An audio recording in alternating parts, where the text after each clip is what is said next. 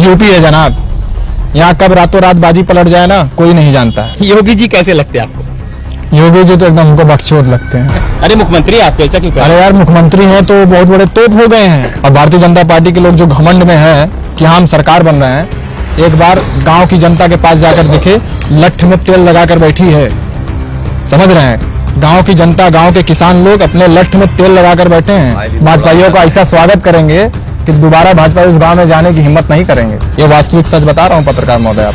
वो कह रहे हैं 300 पार आ रहे हैं, आप घंटा कह रहे हैं 300 पार आ रहा है। वो बंगाल में भी कह रहे थे कि हम बहुमत की सरकार आए थे, पाई कितना 0, यानी 73-72 पाए थे, 100 भी पार नहीं कर पाए। आप देख लिए होंगे अभी 2017 का जो चुनाव था, उसके पहले पाकिस्तान आता है हमारे यहाँ, हमारे नौजवानों को मारता है और इल्जाम लगता है कि जवानों का जो है पाकिस्तान ने हमला किया, और आज वो इतना 250 किलो RDX आ जाता है और उसकी आज तक जांच नहीं होती है।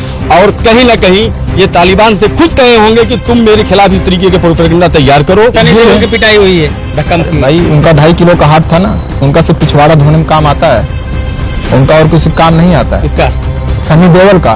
देखिए इस समय मैं बता रहा हूँ, योगी की सरकार में ब्राह्मणों की सबसे ज्यादा हत्या हुई है, क्योंकि पूरे प्रदेश को योगी जी तो बर्बाद कर दे रहे हैं। सिर्फ यादव नहीं, पूरे प्रदेश के लोग उसमें पिसते जा रहे हैं। सबका साथ सबका विकास करने वाली सरकार, सबका साथ सबका विकास का नारा लगा रही है। हम तो इनको अपराधी बोलेंगे, आज भी हमको बोलते हैं कि योगी जी अपराधी हैं। इनके आप पहले के बैकग्राउंड की पृष्ठभूमि भूल गए पत्रकार महोदय। आजमगढ़ में आए थे, उन्होंने किसी को धोती, रामाकांत जी ने धोती पहनाया था। देखिए ऐसा है कि हुआ था आजमगढ़ में, आपको वो भी किस्सा याद होगा कि योगी जी दुम दबा के भागे थे। दोस्तों नमस्कार, मेरा नाम ब्रजेंद्र यादव है।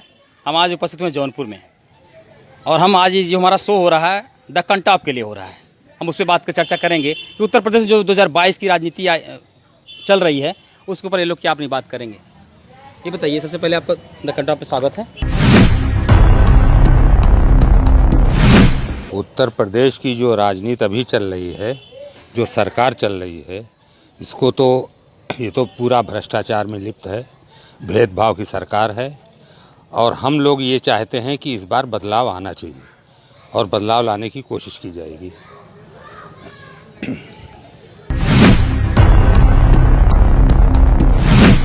जो सरकार है वो कर रही है, जो अभी तो सरकार सबका साथ सबका विकास की बात कर रही है। कहाँ सबका साथ सबका विकास की बात कर रही है? आप बताइए कि जगह जगह लोगों को परेशान किया जा रहा है, आज भी मॉब लिंचिंग हो रही है, जगह जगह लोगों को परेशान किया जा रहा है। आपके शाहगंज में उस दिन ताजिया तोड़ दिया गया है। ये क्या है? भेदभाव की सरकार है ना। और हर जगह लोग परेशान हैं, महंगाई से परेशान है, भ्रष्टाचार से परेशान है। आज किसी थाने पे, किसी तहसील में, किसी ब्लॉक पे चले जाइए, बगैर पैसे के कोई सुनवाई नहीं हो रही। तो आपके विधायक तो यहीं पर हैं, सपा के हैं, क्या करते हो? सपा के विधायक देने के लिए तो तो आप लोग दिए होंगे। वो तो सरकार में तो है नहीं, जो सरकार में है हम उनकी बात कर रहे हैं।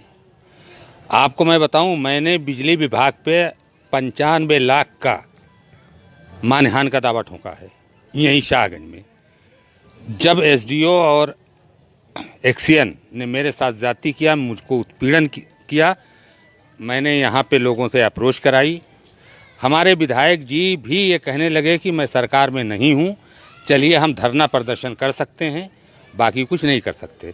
आखिर में मजबूर हो गए। मुझे विधायक का जब काम होता अपना तो विधायक अंदर से करवा लेता, आपके लिए धरना करने जाते, क्या राजनीति करें आप लोगों के साथ में?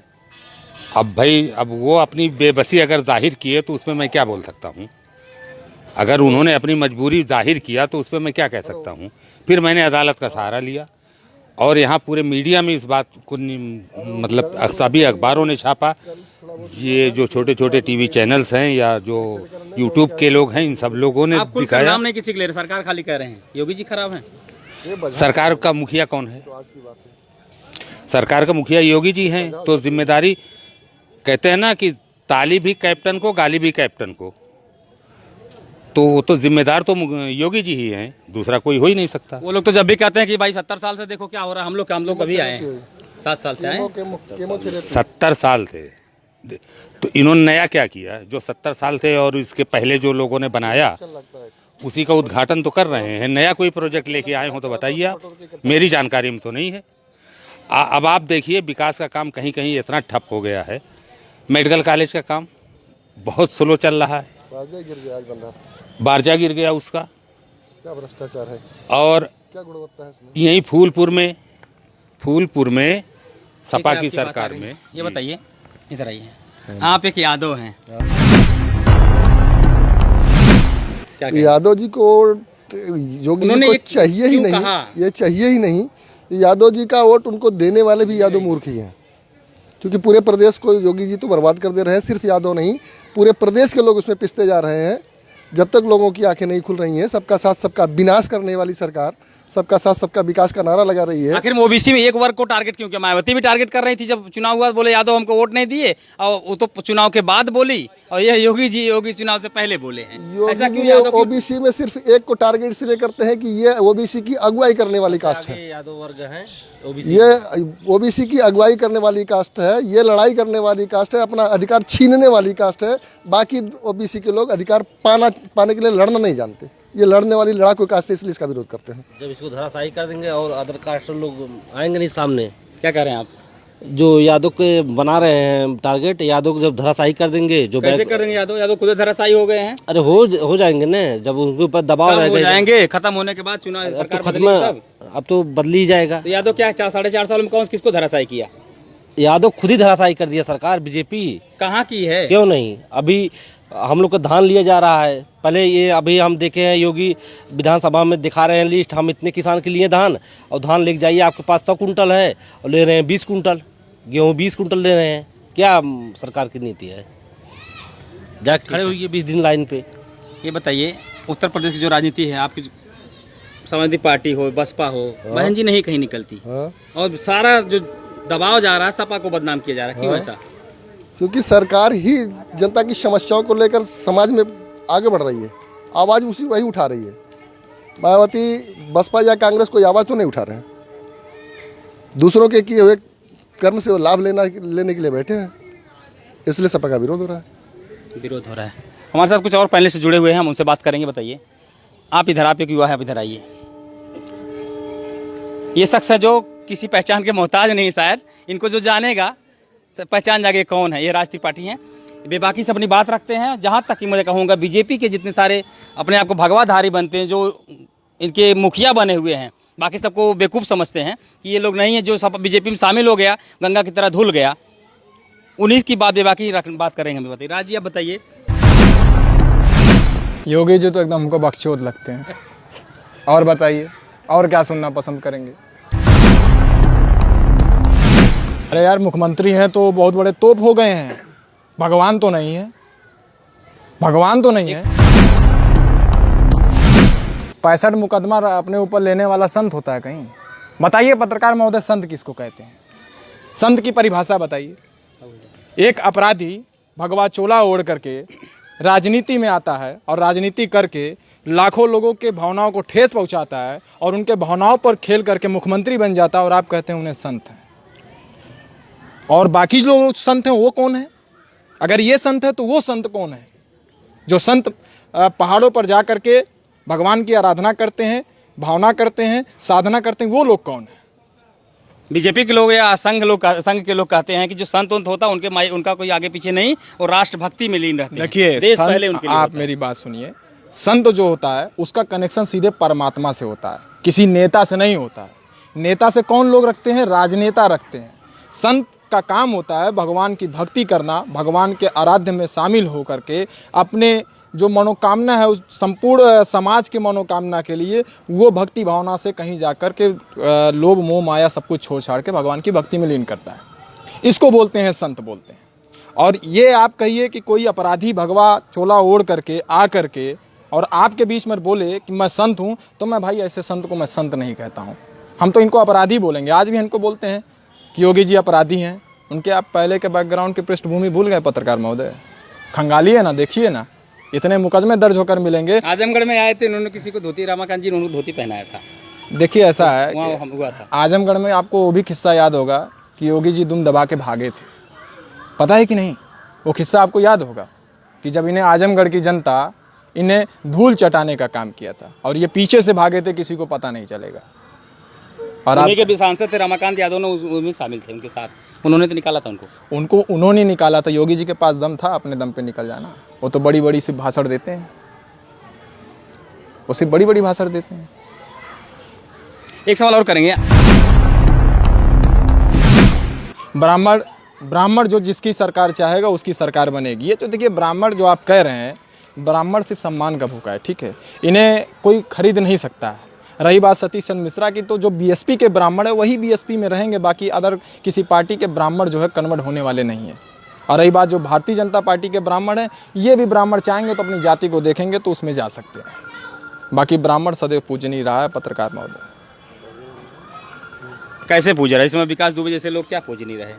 देखिए, इस समय मैं बता रहा हूँ, योगी की सरकार में ब्राह्मणों की सबसे ज़्यादा हत्या हुई है और ब्राह्मण हितैषी सरकार है, हम ये खुला बोलते हैं। और मैं पूछना चाहता हूँ, योगी सरकार के जितने भी लोग हैं, ब्राह्मणों के लिए उन्होंने किया क्या है? ब्राह्मणों को सिर्फ 7 साल से छला गया है, उन्हें ठगा गया है। चुनाव के टाइम में ब्राह्मणों को कुछ लालच दे करके कुछ जुमला, सबसे ज़्यादा ठाकुरों को मिला है। बता दीजिए कोई ठाकुर। तो आप आरोप क्यों लगा रहे हैं? मैं आरोप लगा रहा हूँ और आरोप लगाया जा रहा है कि वो आरोप सत्य है। आप इसको झुठला नहीं सकते हैं पत्रकार महोदय। मैं आपके चैनल के माध्यम से श्रोतागण से लोगों से कह रहा हूँ कि ये जो सरकार है ये ठाकुरवाद की सरकार पे पल रही है, जातिवाद की सरकार पे पल रही है। ये जो पिछली सरकार में जातिवाद का नारा लगाते हैं कि पिछली सरकार की यादों की जाति थी, मैं लगा रहा हूँ नारा कि ये ठाकुरवाद चल रहा है, ठाकुरों की सरकार चल रही है। बता दीजिए कोई ठाकुर अपराधी जिसके खिलाफ अभी कार्रवाई हुई हो। हर जिले में 40-60 का आंकड़ा चल रहा है दरोगाओं की और सबकी। ठाकुर हैं 40% ब्राह्मण है, 60% ठाकुर है। सुनवाई किसकी हो रही है बताइए? देखिए लिस्ट में आप 80% ब्राह्मण कर दीजिए महोदय। सुनवाई उन 20% लोगों के पास ही बैठा हुआ है, वो 20% ठेकेदार बनकर बैठे हुए हैं। तो आप आंकड़ा की क्या बात कर रहे हैं? ये सब फर्जी आंकड़े हैं, मैं नहीं मानता हूँ ऐसे आंकड़ों को। फर्जी आंकड़े। एक सवाल फिर आपसे लेंगे, बताइए इस समय जो राजनीति चल रही है उत्तर प्रदेश में 22 में देखिए चुनाव जो है जो चल रहा है इस समय, योगी जी ने और मोदी जी ने जनता के साथ धोखा किया है। धोखा उन्होंने ये किया है, तो सब लोग आरोप भी आरोप नहीं भाई कैसा क्यों कर रहे? मैं खुद चैलेंज करता हूं मोदी जी से और योगी जी से, जो 2014 में इन्होंने नारा दिया था सबका साथ सबका विकास, और जो इन्होंने अच्छे दिन के नारे दिए थे वही जुमला दोबारा दोहरा के वोट मांग ले तो मैं इनको मर्द जानूंगा। जिस मुद्दे पर इन्होंने बात किया था कि 2014 के बाद मेरी सरकार आ गई, मैं ये करूंगा जनता के लिए, उन्होंने अगर उस चीज़ पर एक भी वोट मांग ले और उनको मिल जाए तो मैं सरकार की गुलामी करूंगा। आप तालिबान के साथ में है कि अफगानिस्तान के साथ में? आप एक मुस्लिम है। मैं देखिए, मैं एक मुस्लिम हूं और सच्चाई ये है तो मुझे तो कहीं ना कहीं से पूरी तरीके से डाउट है। आप देख लिए होंगे अभी 2017 का जो चुनाव था उसके पहले पाकिस्तान आता है हमारे यहाँ, हमारे नौजवानों को मारता है और इल्ज़ाम लगता है कि जवानों का जो है पाकिस्तान ने हमला किया, और आज वो इतना 250 किलो RDX आ जाता है और उसकी आज तक जाँच नहीं होती है। और कहीं ना कहीं ये तालिबान से खुद कहे होंगे कि तुम मेरे खिलाफ इस तरीके के प्रोपेगेंडा तैयार करो। जैसे मुनव्वर राणा एक शायर हैं, उन्होंने कहा है, उनके ऊपर मुकदमा दर्ज करने की बात चल रही है जी। उन्होंने कहा तालिबान सही नहीं है और उनके खिलाफ सारे बीजेपी के एक्टिव हो गए लोग। देखिए तालिबान, तो किसके साथ? तालिबान साथ में अफगानिस्तान साथ? ना मैं तालिबान के साथ हूँ ना मैं अफगानिस्तान के साथ हूँ, मैं अपनी देश की जनता हिंदुस्तान के साथ हूँ। लेकिन इस्लाम तो है आपका वहाँ। इस्लाम देखिए, इस्लाम कट्टरपंथी कभी नहीं होता है, वो चाहे तालिबान हो चाहे अफगानिस्तान हो। इस्लाम का धर्म जो होता है वो सबको मान सम्मान एक समान रखने के लिए होता है। ये जो बेवकूफ़ बना रहे हैं कि हिंदुस्तान पाकिस्तान तालिबान, ये सब नौटंकी है, क्योंकि ये अपनी आड़ में जो इन्होंने इनकी नाकामियां 2014 से अब तक आई है उसको ये छिपाने के लिए कभी पाकिस्तान का सहारा लेते हैं, कभी चाइना का सहारा लेते हैं, कभी अफगानिस्तान का लेते हैं और अब तालिबान का लेंगे। इनके पास 2014 के पहले के जितने एजेंडे थे उस पर इन्होंने एक भी काम नहीं किया। जो देश की मीडिया है वहाँ के महिलाओं के ऊपर बात दिखा रही लगातार, वहाँ पर तालिबान जो है वो आतंकी संगठन है, महिलाओं को बर्बरता करता है, लेकिन अफगानिस्तान नहीं करता था। मैं मोदी जी ने 23,000 करोड़ रुपया वहाँ लगा चुके। मोदी जी तो देश का पैसा सारा विदेशों में ही लगाए हैं और इनके 4 उद्योगपति हैं जो इनको प्रॉफिट चुनाव में देते हैं, इन्हीं के लिए सारा काम ये करते हैं। मोदी जी देश के जनता के लिए नहीं करते। रही बात उत्पीड़न की, पाकिस्तान की महिलाओं के ऊपर उत्पीड़न हो हमसे नहीं मतलब है, अफगानिस्तान की महिलाओं के ऊपर उत्पीड़न हो इनको क्या तकलीफ है? ये अपने हिंदुस्तान की महिलाओं के ऊपर उत्पीड़न कर रहे हैं। आए दिन बलात्कार हो रहा है, आए दिन हत्याएं हो रही हैं, बच्चियां स्कूल नहीं जा पाती हैं और ये दिन रात कहते थे कि बहुत अच्छे दिन आने वाले हैं, कि यही अच्छे दिन हैं। ये सिर्फ जनता को गुमराह कर रहे हैं, ये बाकी कोई काम नहीं किया इन्होंने, कोई काम नहीं किया। अच्छा, मोदी जी की एक बात इधर आइए आप कैमरे सामने ये कि मोदी जी की तालिबान और अफगानिस्तान ये वो को दरकिनार करिए, तो अभी लेटेस्ट मामला है, लेकिन आप बताइए कि मोदी जी की विदेशी नीति कहीं कामयाब हुई, कहीं सक्सेस हुए? मोदी जी का ज़माना ऐसा है कि इनके जितने भी पड़ोसी हैं, श्रीलंका हो, नेपाल हो, पाकिस्तान हो, चाइना हो, सबसे इनके संबंध खराब हैं। क्यों भाई ऐसी राजनीति कर रहे हो आप फॉरेन पॉलिसी तो अपनी दुरुस्त करो, लोगों से ताल्लुकात बना के रखो। आप सही तरीके से रहे हो तो आज 3700 करोड़ रुपया आपका जो फंस गया है अफगानिस्तान की तरक्की में। बहुत अच्छी बात थी, आप अफगानिस्तान की तरक्की में बिजनेस हाथ कर रहे थे मोदी जी वहाँ लगा के। हाँ, तो आप वहाँ लगा के बिजनेस, आप फंस गए हैं। आपके ताल्लुकात अगर सभी पड़ोसियों से सही होते तो शायद आज ना फंसते आप। न फंसते। ज़्यादा समय नहीं, हम थोड़ा और बात करेंगे। बताइए, आप कुछ कहना चाह रहे थे, किस मुद्दे अपनी बेबाकी अब की दिखा नहीं पा रहे हैं? देखिए 2022 में भारतीय जनता पार्टी की विदाई होना तय है। वो कह रहे हैं 300 पार आ रहे हैं, आप वो विदाई की घंटा बात कह रहे हैं 300 पार आ रहा है। वो बंगाल में भी कह रहे थे कि हम बहुमत की सरकार आते, पाई कितना 0, यानी 73-72 पाए थे, 100 भी पार नहीं कर बीजेपी पाए। के ट्रांसफर कांग्रेस के लोग थे। अरे सुनिए, हमारी बात सुनिए पत्रकार महोदय, पहले सुना कीजिए मैं क्या बोल रहा हूँ। बंगाल में 1 प्रधानमंत्री, 7 मुख्यमंत्री और 40 से ज़्यादा सेंट्रल मिनिस्टर और 150 से ज़्यादा विधायक सब लगे थे चुनाव में। और ऐसा वहाँ का मीडिया ने हवा बनाया था कि बंगाल में बस करिए कि टीएमसी तो बुरी तरह से हार रही है और भारतीय जनता पार्टी की बहुमत की सरकार बन रही है। रिजल्ट आया, आपने देखा, देश की जनता ने देखा, क्या देखा कि बंगाल में 100 पार भी नहीं कर पाई बीजेपी। इस तरीके का यूपी में भी ये प्रोपोगंडा चला रहे हैं, 300 पार, 200 पार, 500 बिहार पार। पार्ट 2 करने वाली बीजेपी यहाँ पर उत्तर प्रदेश कुछ नहीं होगा, यूपी है जनाब। यहाँ कब रातों रात बाजी पलट जाए ना, कोई नहीं जानता है।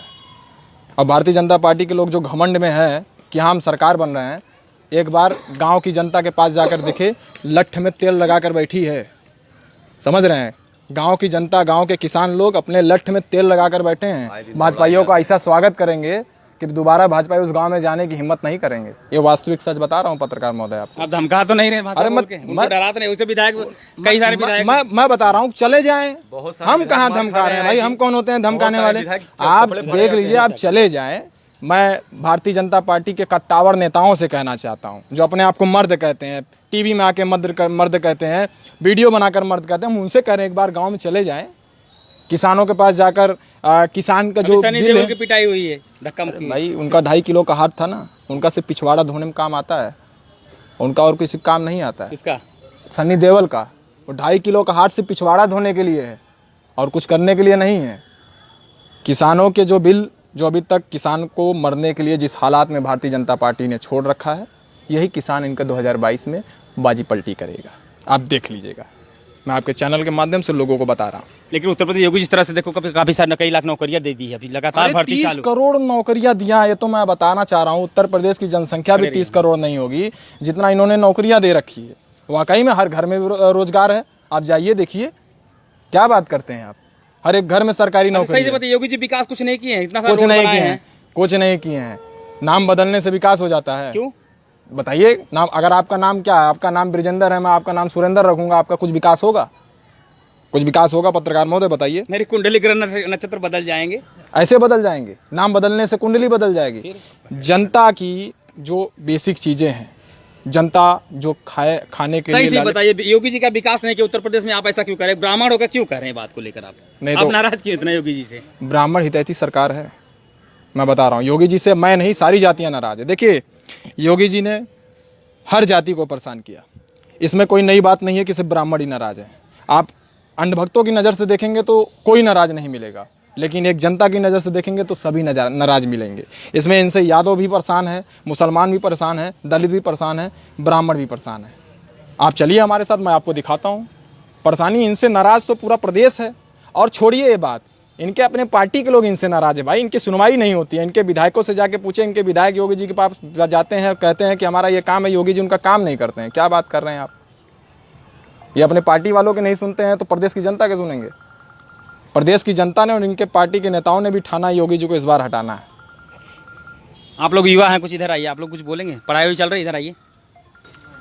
देखिए बच्चे युवा हैं, घूम रहे हैं। इन बच्चों का भविष्य जो सरकार के ऊपर निर्भर होता है। सरकार जिस तरीके से पॉलिसी लाती है, जनता के ऊपर जाता है, और जनता अगर उस चीज़ को लेती है अपने साथ, तब उस चीज़ से व्यक्तिगत विकास होता है। बाकी विकास के नाम पर सरकार दो टूक में अपनी बात कहिए, क्या कहेंगे आप? जो मुद्दा चल रहा है इस समय, योगी आप जो यादव को टारगेट करें बीजेपी, और सारे लोग करें, हालांकि कुछ यादव यहीं के आपके मंत्री हैं यादव, हाँ, कैसे वोट पाएंगे आपकी बार अगर लड़ेंगे तो? यादव जो कुछ भी बीजेपी में वोट दिए थे वो सिर्फ ये था कि हम एक नया उत्तर प्रदेश और नया भारत बनाएंगे। इस नहीं, लालच वो में मंदिर के लिए वोट दिए थे।